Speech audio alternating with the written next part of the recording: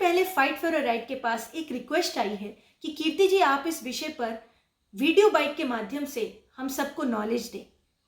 तो वो रिक्वेस्ट इस प्रकार से है। हाँ जी। अभी जो बापूजी का जो जजमेंट जो पैरोल का था वो हाई कोर्ट ने रिजेक्ट किया है। उस विषय में हम चाह रहे थे कि कोई पदस्थ मतलब वकील या कोई सीनियर ऐसा व्यक्ति हो जो इस विषय पर टिप्पणी दे, ताकि जो मतलब सही मैसेज जाए मीडिया में। जो ऐसे पतंगर बनाते हैं ना बातों को, तो उस प्रकार से करेक्ट मैसेज समाज को मिले कि बापूजी की स्थिति आज बहुत गंभीर है। तो मैं आपको ब्रीफ कर देता हूँ।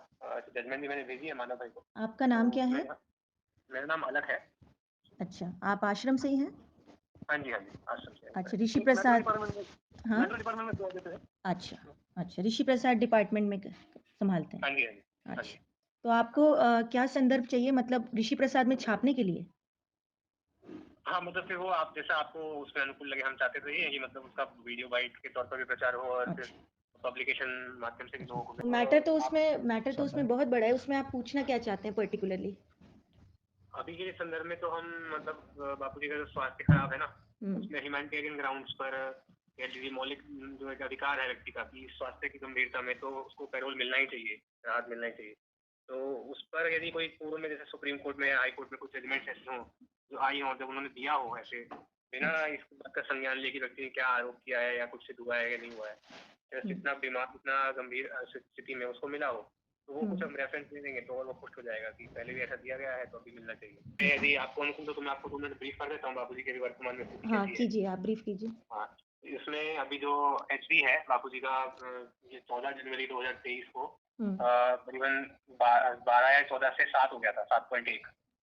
उसमें जब इंजेक्शन दिए गए ना ब्लड पतला करने के, उसके कारण इंटेस्टाइनल ब्लीडिंग हुआ, तो उसमें बापूजी को 7 हो गया था एचबी। और उसके बावजूद भी हमने जब उसमें आगे एप्लीकेशन डाली तो कोर्ट ने वही बोला कि यही उपचार ठीक है आपके लिए। मतलब उसने कुछ और मतलब रूट नहीं दिया हमें, ना आयुर्वेदिक का ना और नेचुरोपैथी। जो भी हम चाहते हैं कि हम अपनी मर्जी से मिले, अनुकूल जो हमें अनुकूल हो वो उपचार कराएंगे, लेकिन उसने नहीं दिया। उसके साथ साथ बापूजी को हृदय की 3 नाड़ियों में ब्लॉकेज है।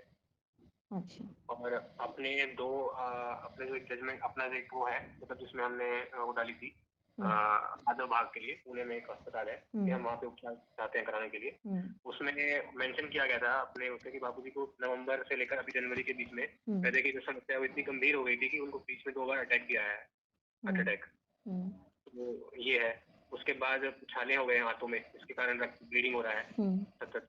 और पहले की जो बीमारियां हैं वो तो है ही, साइटिका हो गया आपका, न्यूरो ट्राइजेमिनेलिया जो भी बीमारी है वो, अपना थायराइड की बीमारी भी है। मतलब ये जेल में रहने के कारण ही समस्याएं बढ़ती जा रही हैं। और अभी जो हृदय रोग हुआ है तो बहुत भयंकर स्थिति हो गई है। मतलब इसका तो कुछ दिख नहीं रहा है अभी आगे क्या कैसे होगा इसका उपचार। और एक नाड़ी में तो करीबन 99% ब्लॉकेज है। और ऐसी स्थिति में डॉक्टरों ने भी ये बोला कि मतलब बापूजी तो सिद्ध महापुरुष है, इसलिए वो उस कष्ट को झेल पाए। सामान्य व्यक्ति होता तो उसको झेल नहीं पाता इतना हो। तो स्थिति ऐसी है अभी।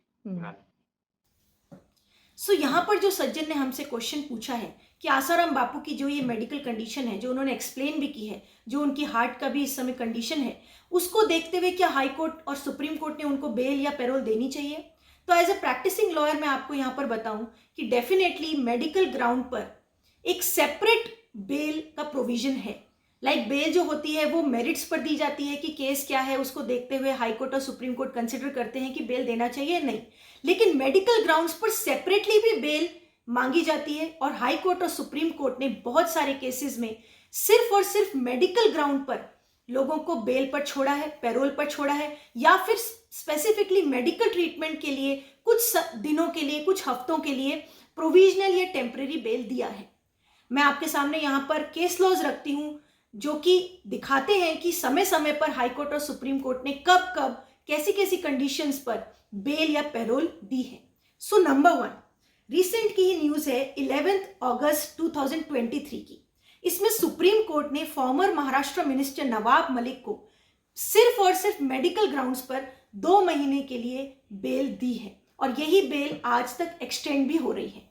नंबर 2, ये भी रिसेंट की न्यूज है 31 अक्टूबर 2023।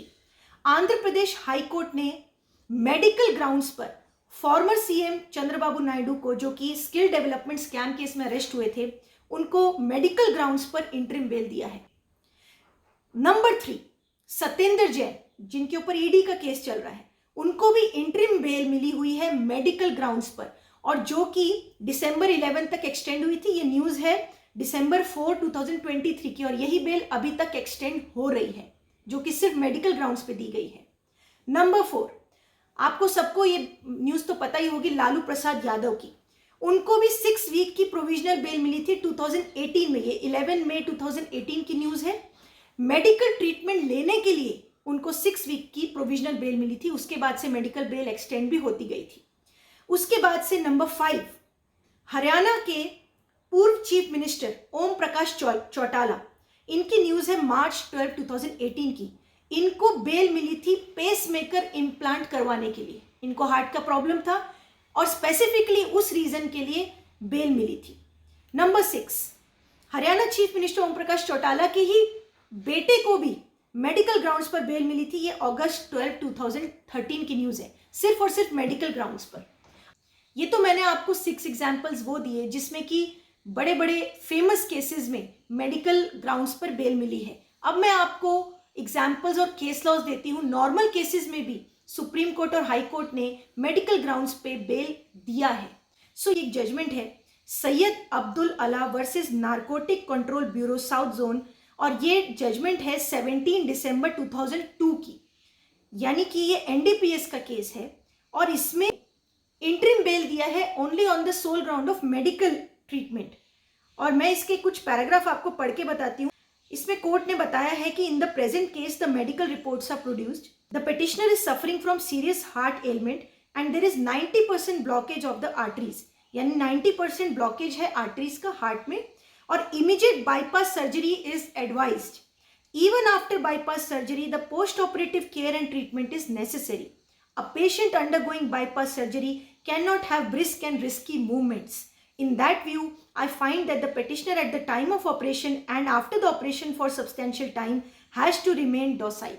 It may not be probable that the petitioner would make any drastic physical efforts to abscond, hazarding his life.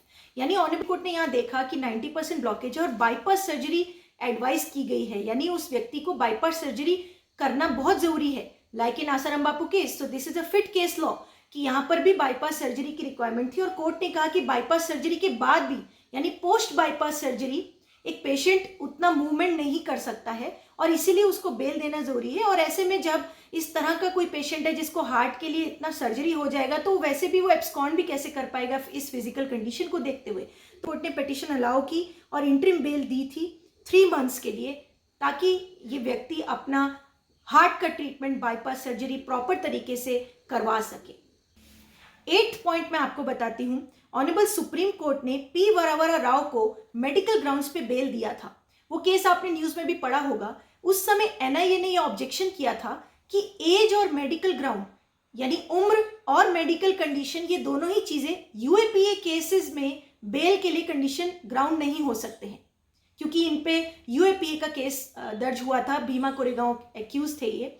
तो भी ऑनरेबल सुप्रीम कोर्ट ने ये कंटेंशन जो एनआईए की थी वो रिजेक्ट की थी, और मेडिकल ग्राउंड्स को देखते हुए, इनकी मेडिकल कंडीशन को देखते हुए बेल दिया था।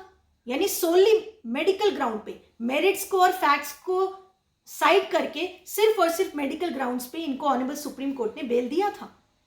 9th पॉइंट तो मैं आपको ऐसा बताती हूँ। मुंबई का एक केस है जिसमें एक सीनियर सिटीजन ने मेडिकल ग्राउंड्स पे बेल मांगी, इंटरिम बेल मांगी थी कि उनकी कंडीशन बहुत ज़्यादा सीवियर है और इस वजह से उनको इंटरिम बेल मिलनी चाहिए।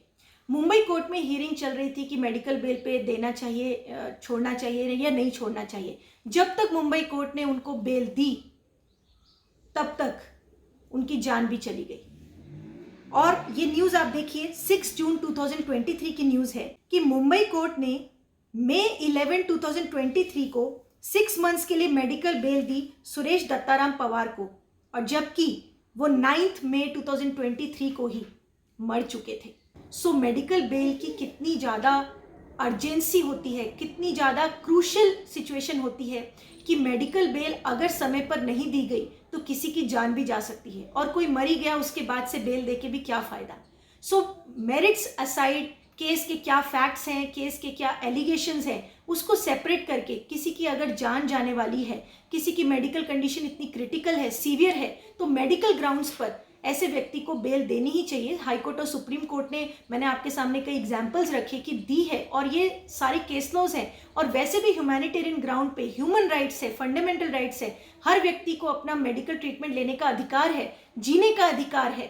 सो उस जीने के अधिकार को रखने के लिए मेडिकल बेल बहुत इंपॉर्टेंट और अर्जेंट इशू है, जो कि अर्जेंटली भी डिसाइड होनी चाहिए। सो इन सब केस लॉज को देखते हुए और सेटल्ड लीगल पोजीशन को देखते हुए मेरा यही कहना है एज अ प्रैक्टिसिंग लॉयर कि आसाराम बापू की इस तरह की मेडिकल कंडीशन को देखते हुए उनको टेम्परेरी बेल मिलनी ही चाहिए।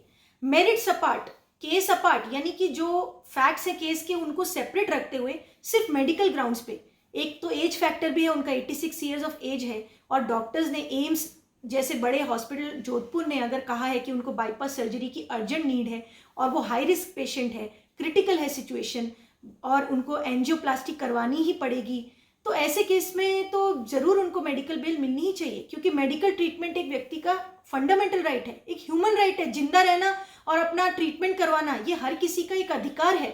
तो अगर ये उनको अधिकार नहीं मिलता है तो ये उनके साथ काफ़ी अन्याय होगा। और मैं यहाँ ये भी कहना चाहूँगी कि अगर उनको ये मेडिकल बेल नहीं मिलती है तो आने वाले समय में और भी जो एक्यूज जेल में होंगे और उनके साथ इस तरह की क्रिटिकल मेडिकल सिचुएशन होगी, तो वो भी फिर ऑपोजिट साइड वाले जो उनके होंगे, या जो स्टेट गवर्नमेंट होगी, या ऑपोजिट साइड से जो भी बेल को अपोज कर रहे होंगे, आने वाले समय में और एक्यूज के लिए भी प्रॉब्लम होगा, क्योंकि वो इस तरह के एग्जाम्पल को यूज करेंगे कि एक समय आसाराम बापू को भी मेडिकल बेल नहीं मिली थी, सरकार द्वारा ही ट्रीटमेंट कराया जा रहा था। तो ये एक एग्जाम्पल बन जाएगा और आने वाले समय में बहुत लोगों के साथ फिर अन्याय भी होगा। सो मुझे ऐसा लगता है कि ऑलरेडी लीगल सेटल्ड पोजीशन तो है ही, ये केस लॉज भी मैंने आपको दिखाए ही हैं, क्योंकि ये हर किसी का, चाहे वो कस्टडी में हो, चाहे वो एक्यूज हो, और क्योंकि अगर किसी की अपील पेंडिंग है, इनकी तो हाई कोर्ट में अपील भी पेंडिंग है, लेकिन अगर किसी को फाइनली सुप्रीम कोर्ट तक भी अपील डिसमिस भी हो जाए, उस व्यक्ति को भी मेडिकल ट्रीटमेंट का अधिकार है हमारे देश में। तो क्यों नहीं आसाराम बापू को मेडिकल बेल मिल रही है, ये बहुत बड़ा सवाल है। और अगर हाई कोर्ट से उनको बेल नहीं मिली है मेडिकल ग्राउंड पे, तो उन्हें डेफिनेटली सुप्रीम कोर्ट अप्रोच करना चाहिए और सुप्रीम कोर्ट में सोनली मेडिकल ग्राउंड पे बेल उनको लेनी चाहिए।